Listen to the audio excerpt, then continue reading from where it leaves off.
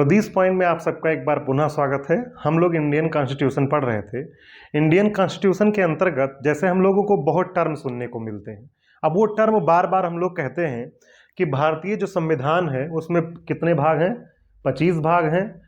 अनुच्छेद कितने हैं, तो 470 अनुच्छेद हैं। और अनुसूची कितनी है, तो वर्तमान समय में 12 अनुसूची है। इन सब की चर्चा हम पहले कर चुके हैं कि जो हमारा भाग है ये कितना है, पहले भी 22 था और आज भी 22 है। इसमें उपभाग जोड़े गए हैं जिनको हम काउंट कर लेते हैं तो 25 हो जाते हैं। अनुसूची अनुसूची अनुच्छेद अनुच्छेद भी इसी तरह से है। अनुच्छेद 395 अनुच्छेद आज भी हैं, लेकिन जब इसका हम लोग जैसे मान लीजिए 19 का है तो उसको भी हम लोग काउंट कर लेते हैं तो वो क्या हो जाता है, कितना, 470 अनुच्छेद। ये सब पहले भी हम लोग चर्चा कर चुके हैं। तो आइए आज हम लोग पहले समझ लेते हैं कि अनुसूची, अनुच्छेद और भाग क्या है। आप जानते हैं कि इंडियन कॉन्स्टिट्यूशन में सबसे पहले क्या है, प्रस्तावना है। प्रस्तावना, लेकिन आपको यह भी पता है कि प्रस्तावना कब जोड़ा गया था। जो पिछला लेक्चर था हमारा उसमें हम लोगों ने चर्चा किया था कि प्रस्तावना सबसे बाद में जोड़ा जाने वाला है। क्यों? क्योंकि पूरा संविधान जब बनकर तैयार हो गया था तब हमने प्रस्तावना को लिखा था, क्योंकि हम वहां पर स्वीकार करते हैं कि आज मित मार्गशीर शुक्ल सप्तमी संवत विक्रमी 2006 को, और वहां पर हम लोग डेट क्या उल्लेख करते हैं, 26 नवंबर 1949। तो अब ये तो मान लीजिए प्रस्तावना, आप समझ ही गए प्रस्तावना का उद्देश्य क्या है। हम लोग बहुत अच्छे से पिछले लेक्चर में हम लोग इसको डिस्कस कर चुके हैं। तो आज हम लोग मुख्य रूप से क्या पढ़ेंगे, हम लोग पढ़ेंगे अनुच्छेद, भाग और अनुसूची में अंतर क्या है, क्योंकि अक्सर लोग कंफ्यूज रहते हैं। तो आइए हम लोग देखते हैं। तो सबसे पहले हम लोग ये देखते हैं कि भाग क्या है। तो इंडियन कॉन्स्टिट्यूशन को कुल मिलाकर 22 भाग में बांटा गया। कितने भाग में? 22 भाग में बांटा गया। लेकिन अगर आपसे पूछे कि वर्तमान समय में कितने भाग हैं, तो आप कह सकते हैं कि वर्तमान समय में गिनती के आधार पर कितने हैं, 25 भाग हैं। कितने भाग हैं? 25 भाग। लेकिन वैसे अगर देखा जाए तो क्या है, आज भी 22 भाग है। कोई प्रॉब्लम है? समझ में आया? फिर उसके बाद में 22 भाग। अब भाग का मतलब क्या हुआ कि जो इंडियन कॉन्स्टिट्यूशन है, जैसे आप कोई जब किताब उठाते हैं तो उसमें कुल मिलाकर जैसे मान लीजिए 18 अध्याय दिए गए या 22 अध्याय दिए गए। मतलब क्या हुआ कि एक एक भाग, एक एक हेडिंग के रूप में एक एक चैप्टर है। जैसे मान लीजिए भाग 1 इंडियन कॉन्स्टिट्यूशन कहता है संघ एवं उसका राज्य क्षेत्र। क्या कहता है?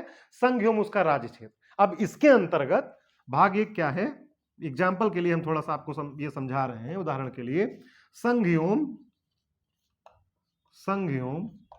उसका राज्य क्षेत्र,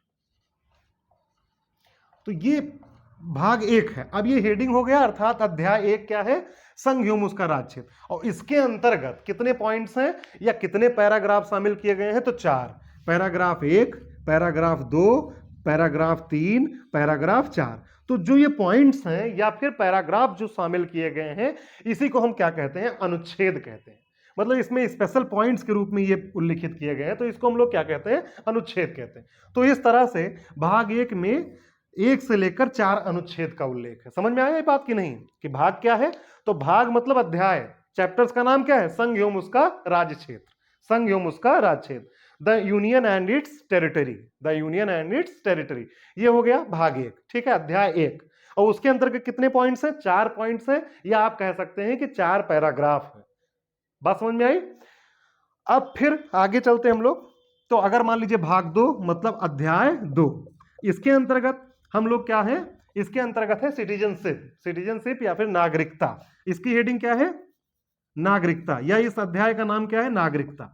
अब नागरिकता जो है इसके अंतर्गत 5 से लेकर 5, 6, 7, 8, 9, 10, 11, अर्थात 5 से लेकर 11 जो पॉइंट्स हैं या फिर पैराग्राफ हैं या फिर अनुच्छेद हैं। बात समझ में आया कि नहीं? तो 5 से लेकर 11 अनुच्छेद तक यहां पर चर्चा की गई है। ठीक है, फिर उसके बाद में आता है भाग 3 या अध्याय 3, और उसका नाम है फंडामेंटल राइट्स। फंडामेंटल राइट्स या फिर मौलिक अधिकार। मौलिक अधिकार में फिर क्या होगा, यहां 11 तक हो गया, फिर 12 से लेकर कहां तक, 12 से लेकर 35 तक। 12 से लेकर 35 तक मौलिक अधिकार। फिर इसी तरह से आगे हम लोग बढ़ते जाएंगे, एक एक भाग। तो मेरे ख्याल से आपको पार्ट्स और अनुच्छेद अच्छे से समझ में आ गया होगा। फिर से इसको देखते हैं कि भाग का मतलब क्या होता है, अध्याय। एक एक चैप्टर है, उसका नाम है। उसके अंतर्गत जो पैराग्राफ के रूप में बांटा गया है या पॉइंट्स के रूप में बांटा गया है या फिर उसको जो है अनुच्छेद के रूप में बांटा गया। अब जैसे कोई कहे कि अनुच्छेद 5 में लिखा हुआ है, तो हमारे ध्यान में यह बात आना चाहिए कि अध्याय 2 या भाग 2 सिटीजनशिप है और उसी के अंतर्गत अनुच्छेद आता है 5, उसमें जो है ये उल्लेख किया गया है।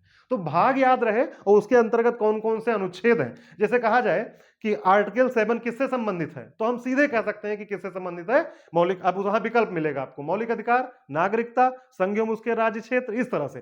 तो हम लोग किसके साथ चले जाएंगे, नागरिकता। इस तरह से भी प्रश्न बनने की संभावना रहती है। तो इसीलिए यह अध्याय जानना हम लोगों के लिए क्या है, बहुत जरूरी। ये समझ गए, भाग का मतलब क्या है, अनुच्छेद का मतलब क्या है। अब फिर एक मामला फंसता है कि अनुसूची क्या है। तो जब संविधान बनकर तैयार हुआ था तो मूल संविधान में केवल 8 अनुसूचियां थी। कितनी अनुसूचियां थी, 8। मूल संविधान में अनुसूची की संख्या कितनी थी या शेड्यूल कितने थे, 8। अब यहां पर समझने वाली बात यह है कि और वर्तमान समय में कितने हैं, वर्तमान समय में है 12। याद रखिएगा, ये जो है नंबरिंग वंबरिंग के आधार पर नहीं, ये डायरेक्ट 1 2 3 4 5 6 7 8 है और उसके बाद में 4 इसमें बाद में जोड़े गए। ठीक है, 9 10 11 12 ये 4 जो है इसमें बाद में जोड़े गए। अब यहां पर समझने वाली बात है कि अनुसूची की क्या जरूरत थी। जब यहां अध्याय खूब डिटेल में लिख दिया गया, वो अध्याय या फिर भाग बता दिया गया, उसका नाम बता दिया गया, यहां पर अनुच्छेद के रूप में पैराग्राफ का उल्लेख कर दिया गया, तो इसकी क्या जरूरत थी। तो यह अनुसूची का मतलब है विशेष सूची। अनुसूची का मतलब क्या है, एक विशेष सूची। आप जैसे मान लीजिए संघ एवं उसका राज्य क्षेत्र है, तो इसके अंतर्गत कहा गया है कि अनुच्छेद 1 का उपभाग है, एक अनुच्छेद 1 का उपभाग है, जिसके अंतर्गत कहा गया है कि संघ एवं राज्य क्षेत्र, भारत के राज्य एवं संघ राज्य क्षेत्र वही होंगे जो अनुसूची 1 में उल्लिखित होंगे या विनिर्दिष्ट होंगे। बात समझ में आई। अनुसूची 1 में जो लिखित होंगे वही क्या होंगे, संघ एवं राज्य एवं संघ राज्य क्षेत्र, मतलब जितने भी केंद्र शासित प्रदेश है और जितने भी राज्य हैं, इनका उल्लेख कहां पर होगा, अनुसूची 1 में। इसका उल्लेख कहां किया गया, अनुच्छेद 1 का उपभाग में, अनुच्छेद 1 के उपभाग में। तो बात समझ में आई कि नहीं।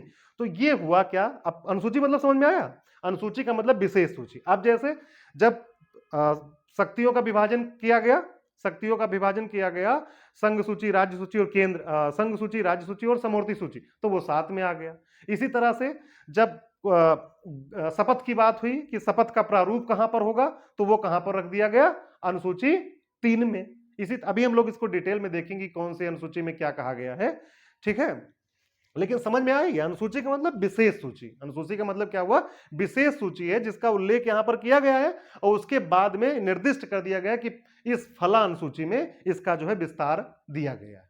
तो बात समझ में आई। तो मेरे ख्याल से आपको अनुसूची, अनुच्छेद और भाग में अंतर समझ में आया होगा। अब हम लोग जो नेक्स्ट लेक्चर देखेंगे वो देखेंगे अनुसूची कि क्या होती है अनुसूची और कौन कौन सी अनुसूची है।